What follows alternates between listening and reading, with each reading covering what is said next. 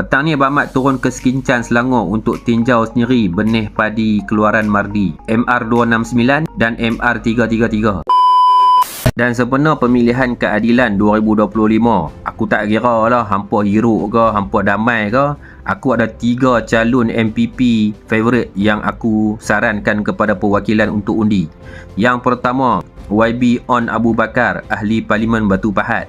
Yang kedua, Datuk Romli Ishak, Setiausaha Politik Pejabat Presiden Keadilan. Dan yang ketiga, YB Datuk Fahmi Fazil, Ahli Parlimen Lembah Pantai dan juga Menteri Komunikasi.